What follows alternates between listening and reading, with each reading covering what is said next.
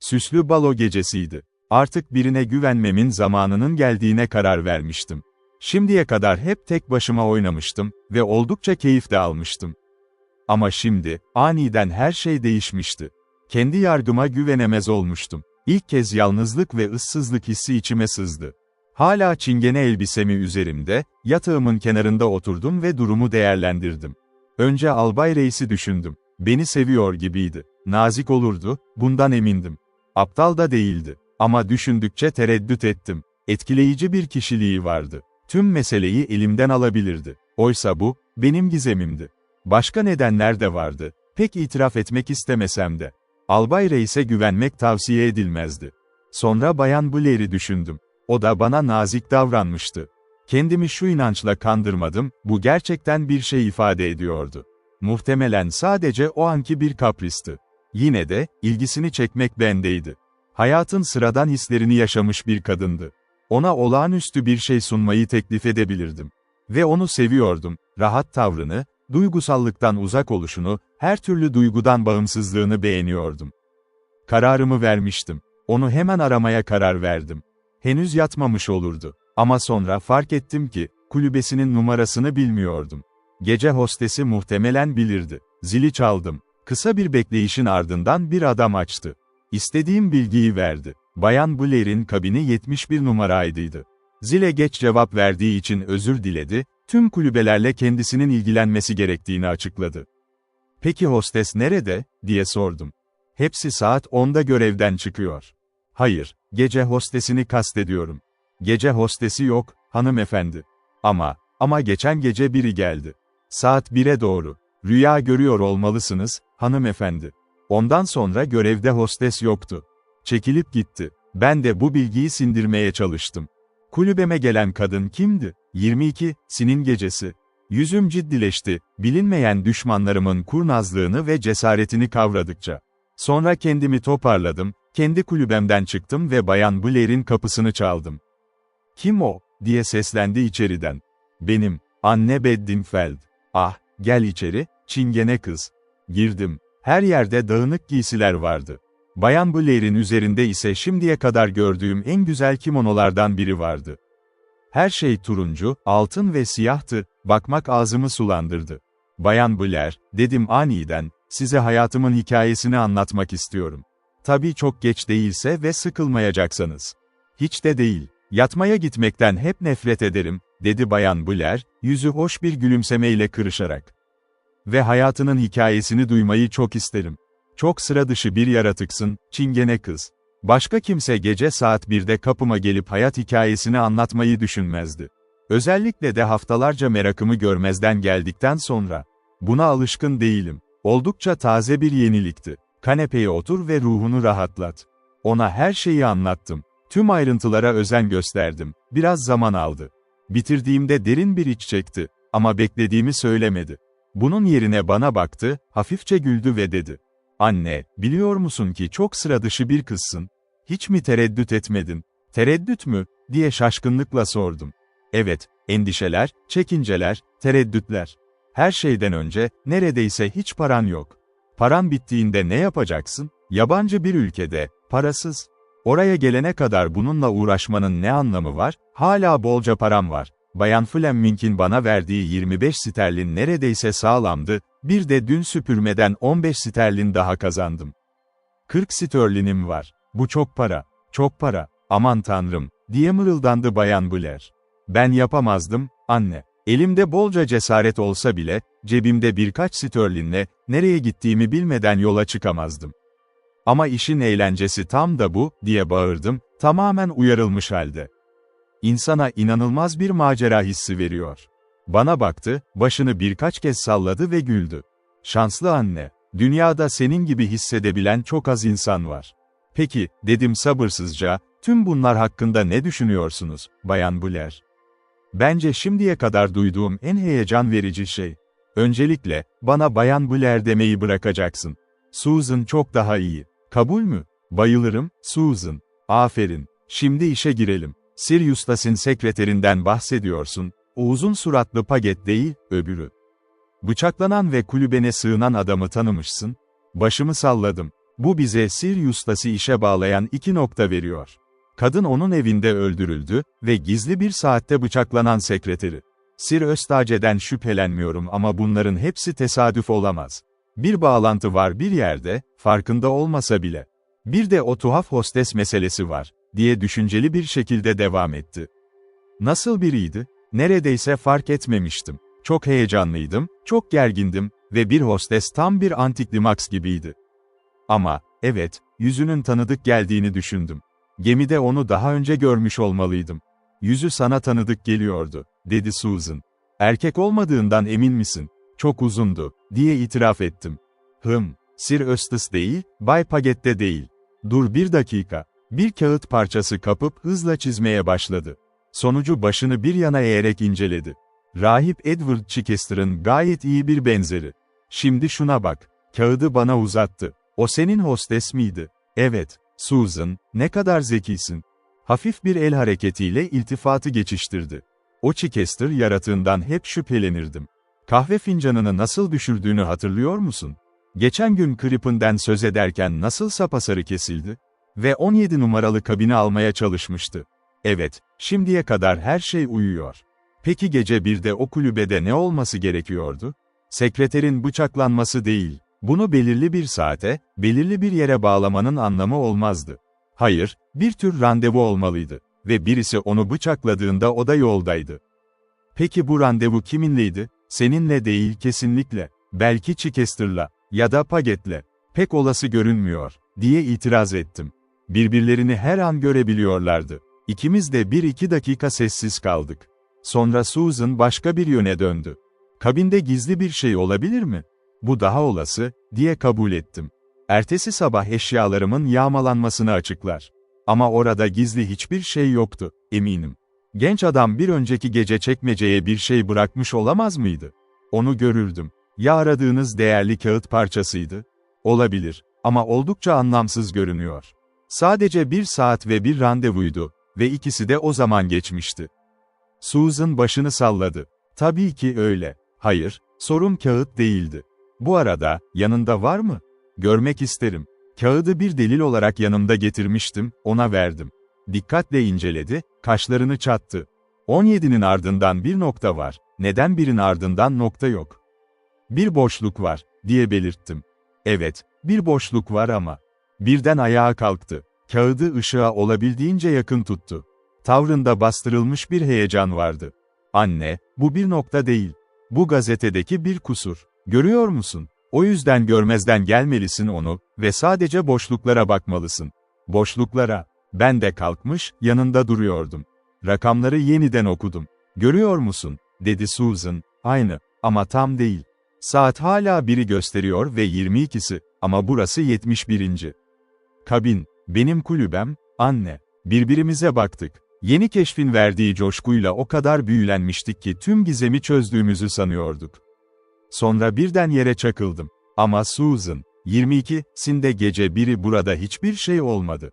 Yüzü de düştü. Hayır, olmadı. Başka bir fikir aklıma geldi. Burası senin asıl kulüben değil, değil mi Susan? Yani başta rezerve ettiğin yer mi? Hayır, Purser beni buraya geçirdi.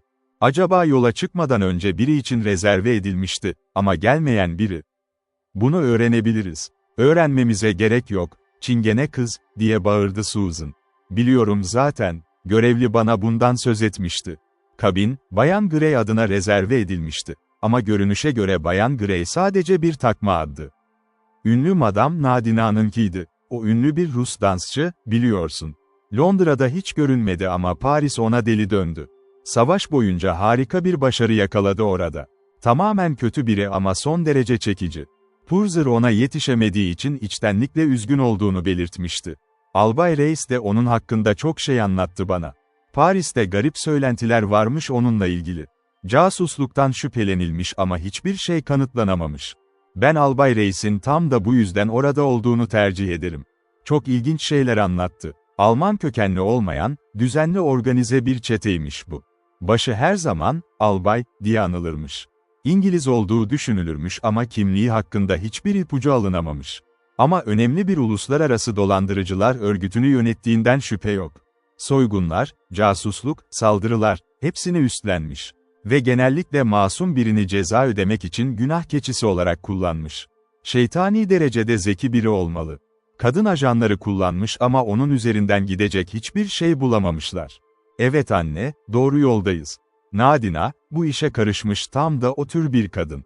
Randevu, 22'si sabahı bu kulübedeydi onunla. Ama o neredeydi? Neden yelken açmadı? Üzerime bir ışık çaktı. Yelken açmayı planlıyordu, dedim yavaşça. O zaman neden açmadı? Çünkü, ölmüştü. Susan, Nadina, Marlowe'da öldürülen kadın. Aklım yeniden o ıssız, çıplak odaya döndü.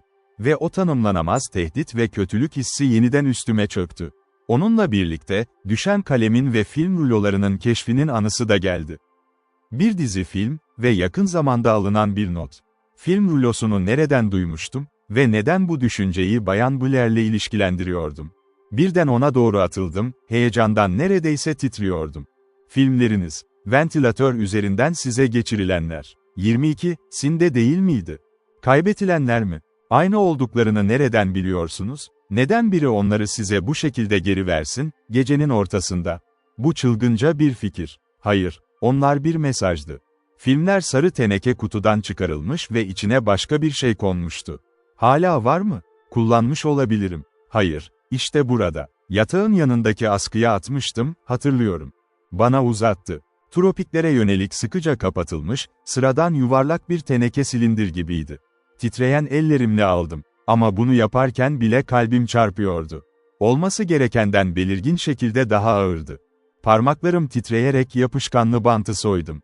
Kapağı açtım. Yatağın üzerine donuk, cam gibi çakıl taşları döküldü.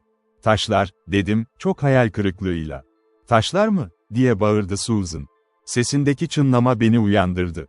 Taşlar mı? Hayır anne, elmaslar. Büyülenmiş gibi cam yığınına baktım, yatağın üzerindeki o yığına.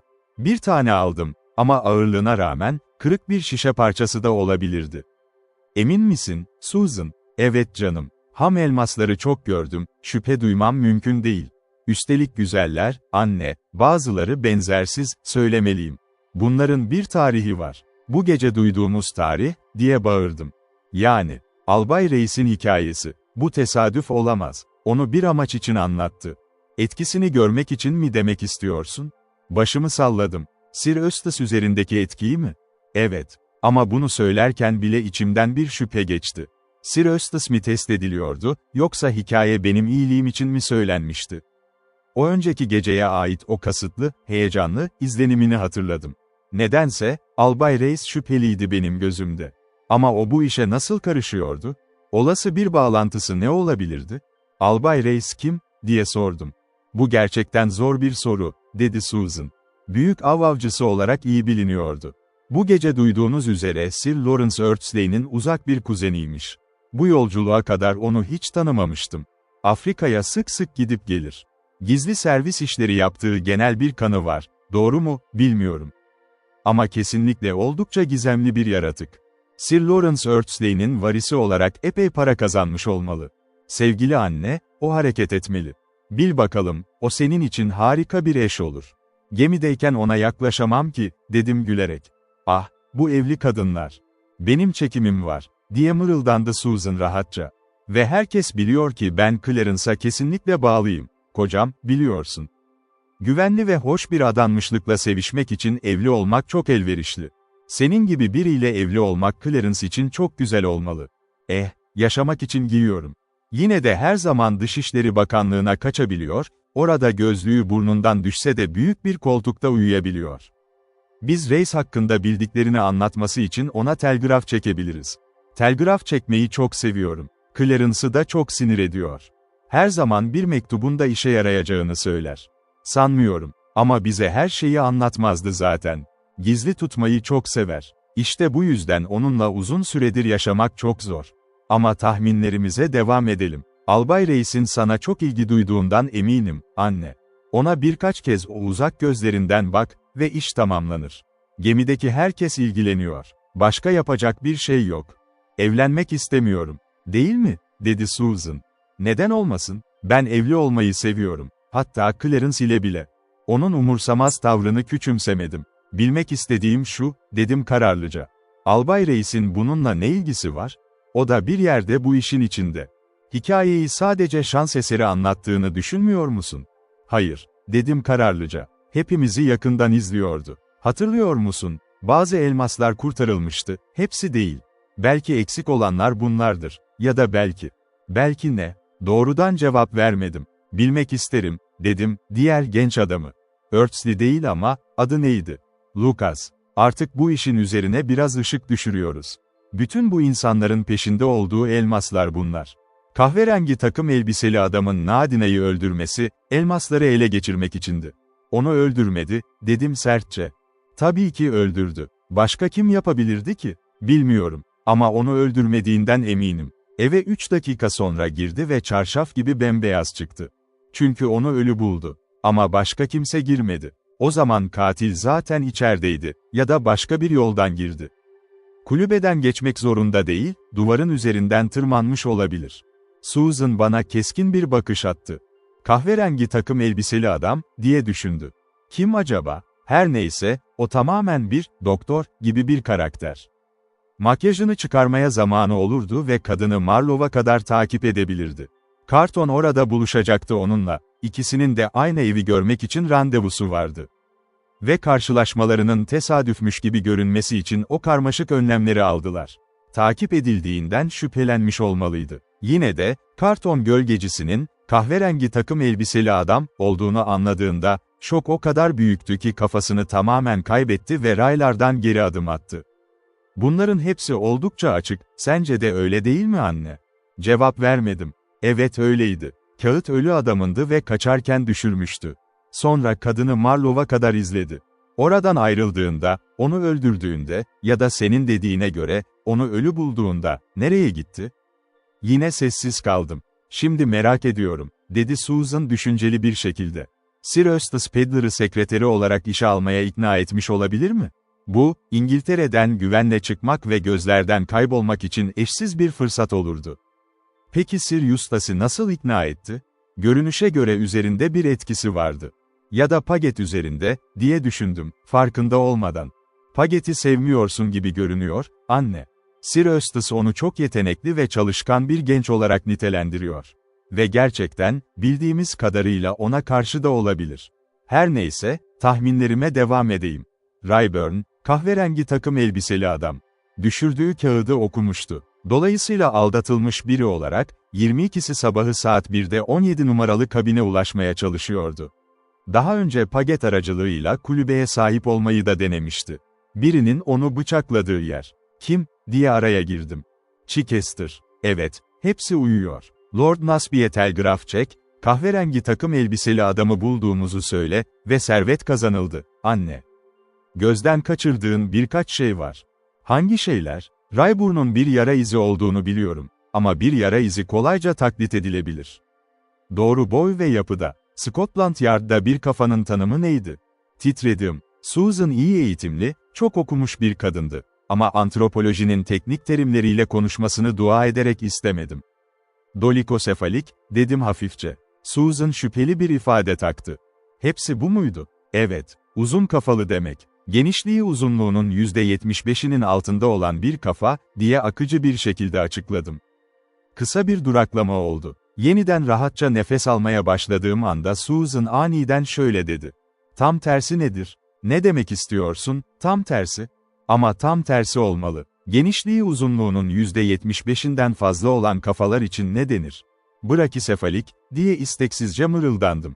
İşte bu. Onu söylediğini sanıyordum. Öyle miydim? Dil sürçmesi oldu. Dolikosefalik demek istemiştim, elimden gelen tüm güvenle söyledim. Susan bana süzen bir bakış attı.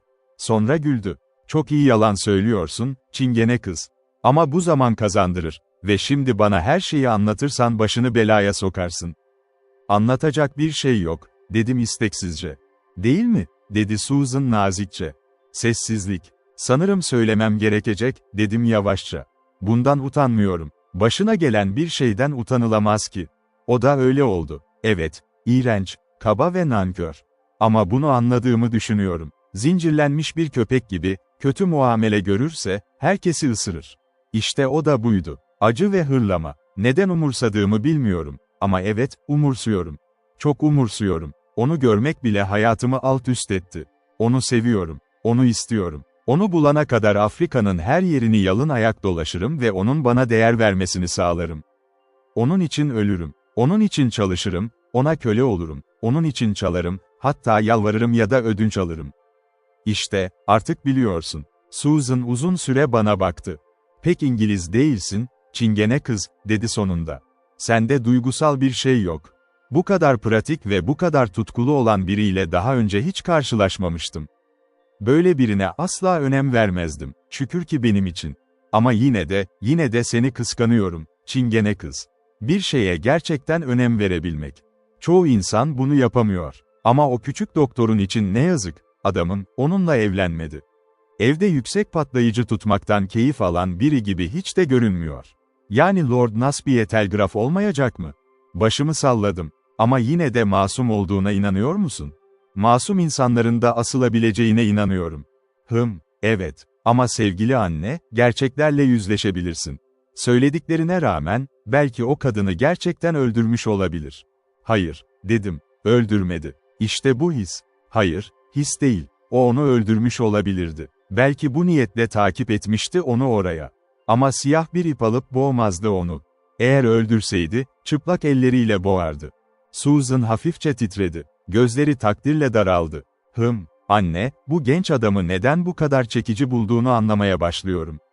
Ertesi sabah Albay Reis ile baş başa konuşma fırsatım oldu.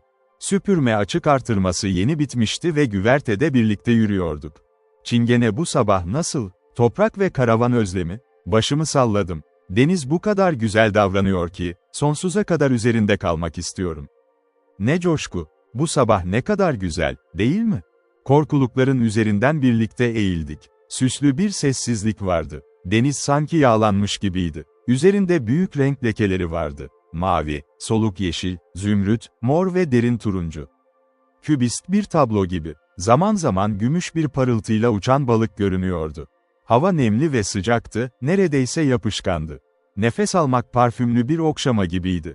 Bize geçen gece anlattığınız hikaye çok ilginçti, dedim sessizliği bozarak. Hangisi? Elmaslarla ilgili olan. Kadınların her zaman elmaslarla ilgilendiğine inanıyorum. Tabii ki. Bu arada, diğer genç adama ne oldu?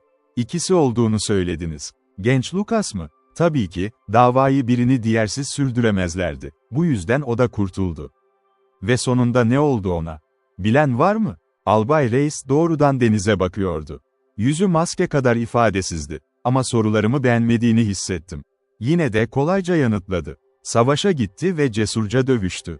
Kayıp ve yaralı olarak bildirildi. Ölü olduğu sanılıyor.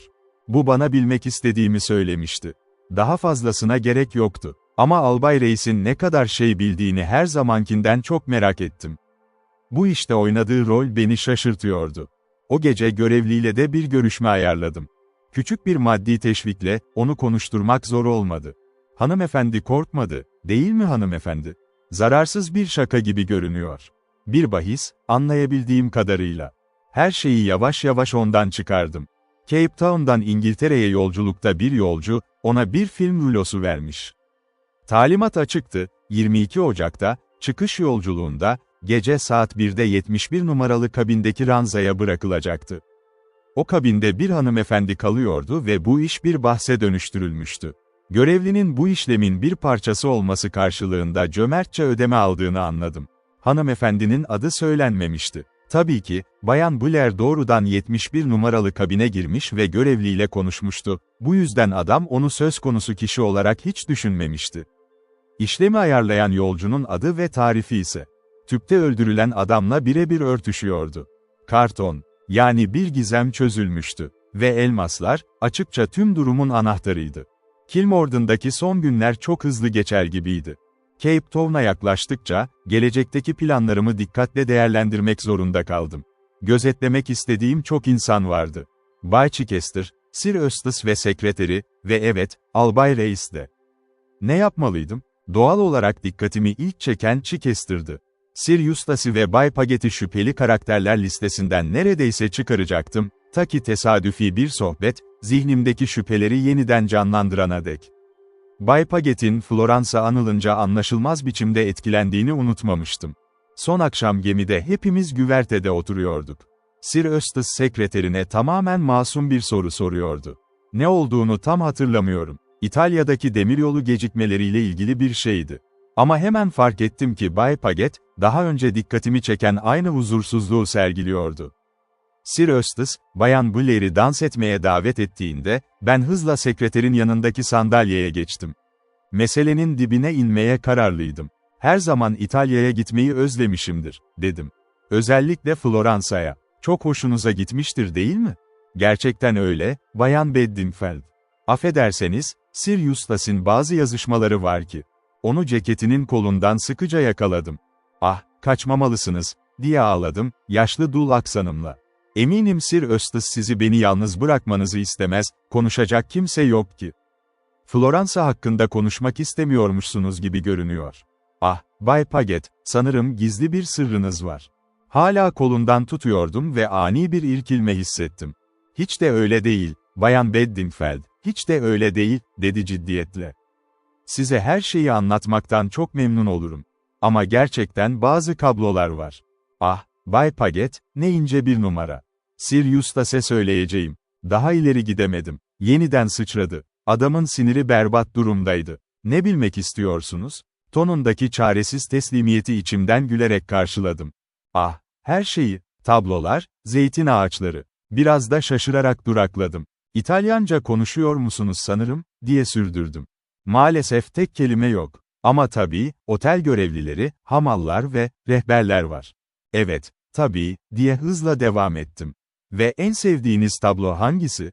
Ah, Madonna, Rafael, biliyorsunuz. Sevgili Floransa, diye duygusal bir sesle mırıldandım. Arno Nehri kıyısında o manzara. Ne güzel bir nehir. Ve Duomo. Duomo'yu hatırlıyor musunuz? Tabii. Yine güzel bir nehir, değil mi? Diye cesaretlendirdim. Neredeyse Arno'dan bile güzel, kesinlikle, söylemeliyim. Küçük tuzağımın işe yaramasından cesaret alarak daha ileri gittim. Ama şüpheye artık yer yoktu. Bay Paget, söylediğim her şeye boyun eğmişti. Adam hayatında hiç Floransa'ya gitmemişti. Peki Floransa'da değilse, neredeydi? İngiltere'de mi? Milhouse gizemi sırasında gerçekten İngiltere'de miydi? Cesur bir adım attım. İlginç bir şey, dedim, sizi daha önce bir yerde gördüğümü sanıyordum. Yanılıyor olmalıyım tabii. Çünkü o sıralar Floransa'daydınız. Ama yine de, onu açıkça inceledim. Gözlerinde avcılanmış bir bakış vardı. Dilini kuru dudaklarının üzerinde gezdirdi. Nerede? Sizi gördüğümü mü sandım? Onun yerine bitirdim. Marlowe'da. Marlowe'u tanıyor musunuz? Tabii ki, ne aptal soruydum. Sir Eustace'in orada bir evi var. Ama mantıksız bir mırıltı bahanesiyle, kurbanım ayağa fırlayıp kaçtı. O gece heyecanla Susan'ın kulübesine girdim. Görüyorsunuz Susan, diye ısrar ettim, hikayeyi bitirirken. Adam cinayet sırasında İngiltere'deydi, Marlowe'daydı. Şimdi hala, kahverengi takım elbiseli adamın suçlu olduğundan bu kadar emin misiniz? Bir şeyden eminim, dedi Susan, beklenmedik bir parıltıyla. O da ne? Kahverengi takım elbiseli adam, zavallı Bay Paget'ten çok daha iyi görünüyor. Hayır anne, sinirlenme. Sadece şaka yapıyordum. Otur. Şaka bir yana, sanırım çok önemli bir keşif yaptınız. Şimdiye kadar Paget'in bir alibisi olduğunu düşünüyorduk. Şimdi biliyoruz ki gitmemiş. Aynen öyle, dedim. Onu gözetlememiz lazım. Herkesi, dedi Susan hüzünle. Neyse, seninle konuşmak istediğim konulardan biri de bu. Bir de finansman meselesi var. Hayır, burnunu havaya kaldırma. Gülünç derecede gururlu ve bağımsızsın. Ama bu konuda biraz sağduyumu dinlemelisin. Ortaklarız, seni sevdiğim için ya da arkadaşsız kaldığın için değil. Ben bir heyecan istiyorum ve bunun bedelini ödemeye hazırım. Bunu birlikte yapacağız, ne kadar tutarsa tutsun. Önce benimle Mount Nelson Oteli'ne geleceksin ve kampanyamızı planlayacağız. Bu konuyu tartıştık. Sonunda pes ettim. Ama içimden istemiyordum. İşi kendi başıma yapmak istiyordum. Karar verildi, dedi Susan, kalkıp uzun bir esnemeyle gerildi. Kendi konuşma yeteneğimden yoruldum artık. Şimdi, kurbanlarımıza bakalım. Bay Chichester Durban'a gidiyor. Sir Eustace Cape Town'daki Mount Nelson Oteli'ne, ardından Rhodesya'ya gidecek. Özel vagonu olacak demiryolunda. Ve geçen gece bir kadeh şampanya içtikten sonra 4. kez genişleme anında, bana yer teklif ettiği için de. Gerçekten kastetmediğini söyleyebilirim ama yine de, sıkıştırsam caymaz. Güzel, diye onayladım. Sen Sirius Lassie ve Paget'i izle, ben de Chichester'a karşı hazır bekleyeyim.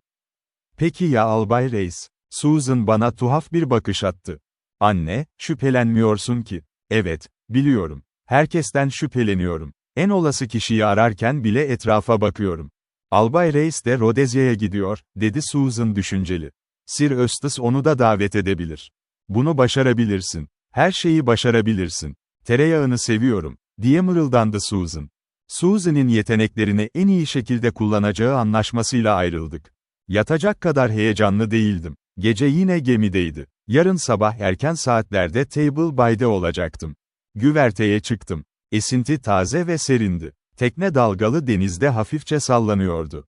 Güverteler karanlık ve ıssızdı. Gece yarısını çoktan geçmişti. Korkuluğun üzerinden eğildim ve fosforlu köpük izini izledim. Önümde Afrika vardı. Karanlık suyun içinden ona doğru ilerliyorduk. Harika bir dünyada yapayalnız hissettim kendimi.